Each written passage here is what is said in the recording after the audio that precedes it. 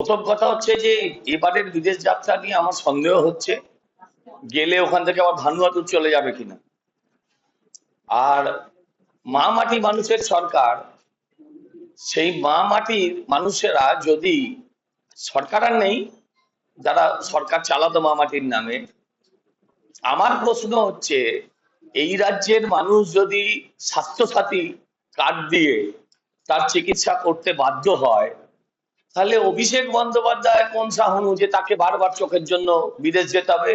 আর যখন সমস্যায় পড়ে তখনই ওর চোখের সমস্যা হয়, এটাও সন্দেহজনক।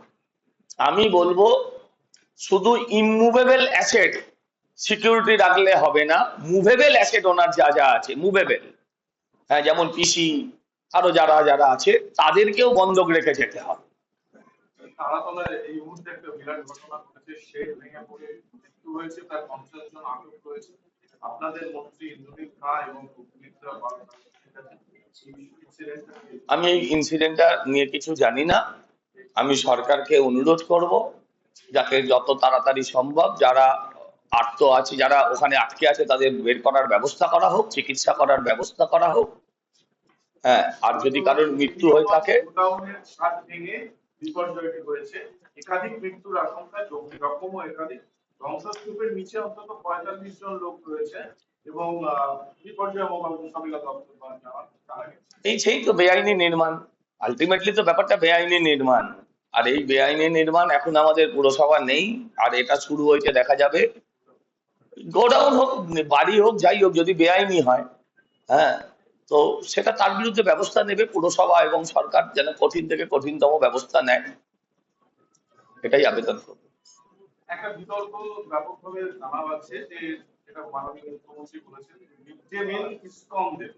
এরপর থেকে শুধুমাত্র রাজনৈতিক স্তরে না, এমনি সমাজ মাধ্যমে একটা আলোচনা, না সমাজ মাধ্যম, না বাচ্চারা ভালোবাসে, সেই ডিমটা না দিলে বা আমিষ খাদ্য না দিলে সেখানে একটা প্রোটিন ঘাটতি এবং এই বিষয়টাকে কিভাবে আমি যারা বলছেন তারা খাদ্য বিশারদ কিনা আমি জানি না, তারা ভিটামিন বিশেষজ্ঞ কিনা আমি জানি না, যে ডিমে কতটা প্রোটিন আছে, আর আপনার যদি তার বদলে যদি সয়াবিন হয় কিংবা তার বদলে যদি পনির হয় তাতে কতটা প্রোটিন আছে সেটা আমার জানা নেই।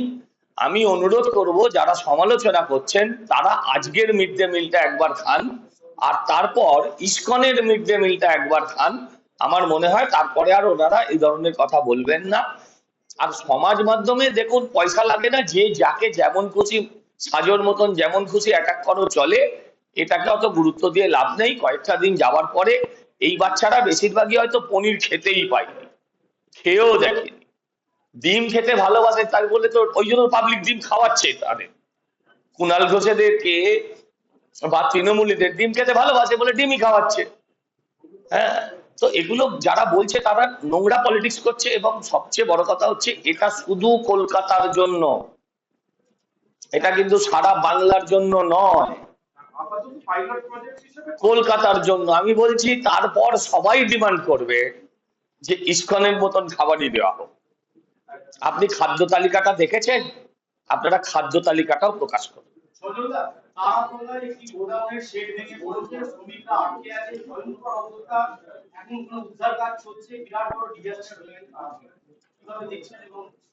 আমি বিষয়টা এখনো জানি না, আমি বিধানসভার ভেতরেই ছিলাম, আপনাদের মুখ থেকেই শুনেছি মৃত্যুও বোধহয় হয়েছে, এবং 40-45 জন নিচে আটকে আছে।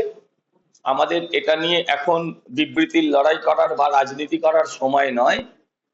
খতিয়ে দেখা হবে কাদের গোডাউন, কাদের ব্যবস্থাপনায় চলতো, আইনি না বেআইনি, এগুলো সব খতিয়ে দেখা হবে।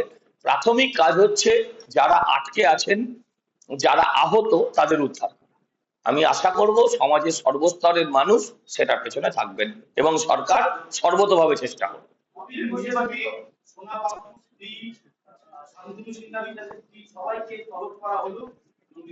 সবই তো একই ঘাটের, সবই একই গোয়ালের গরু, সবগুলোকে একসাথেই ডেকেছে।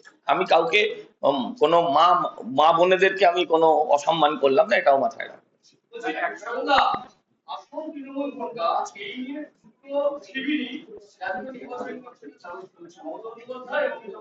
আমাদের কি আছে, আমরা নারদ নারদ করবো, আমরা দেখবো, মজা পাবো, হাততালি দেবো, আপনারা কোনটা আসল বলে মনে করেন? দেখুন, আসল নকল বলে কিছুই নেই। কেউ বলে যে ছবি ও সই দেখে নেবেন, কেউ বলছে আর চিহ্ন দেখে নেবেন। এখন যে যেটা নিয়ে আসবে বাজারে তারা আসবে। বরিশালে 4 বছরের শিশু কন্যা তাকে ধর্ষণের একটা অভিযোগ উঠছে, যারা অভিযুক্ত উত্তেজিত জনতার সমাজের বাড়ি। দেখুন, এ ধরনের ঘটনা যদি ঘটে থাকে তার ক্ষোভের বহিঃপ্রকাশ থাকবে, এবং সে বহিঃপ্রকাশ অত্যন্ত স্বাভাবিক। কিন্তু এটাও বলতে পারি, যেই হোক না কেন, যদি এই ধরনের ঘটনা ঘটে থাকে এবং তার সঙ্গে যারা যুক্ত, তাদের ধর্ম, বর্ণ, রাজনৈতিক রং নির্বিশেষে পুলিশ তাদের বিরুদ্ধে অ্যাকশন নেবে। ডিজে বাজানোর ঘটনা অভিষেক বন্দ্যোপাধ্যায়ের ছেলেকে বিধানসভায় ডাকা হয়েছে বলে দোষারোপ করা হচ্ছে। এ আর এত পরীক্ষা নিরীক্ষার দরকার নেই, একে রেখে পরীক্ষা করা হোক, তাহলে সুবিধে হবে। যখন যেটা দরকার তখন সেটা নিয়ে নেওয়া যাবে। এ বারবার যাচ্ছে আসছে, যাচ্ছে আসছে, কবে যে দেখবো যাচ্ছে তারপর আর আসছে না, সেটার অপেক্ষায় আছে।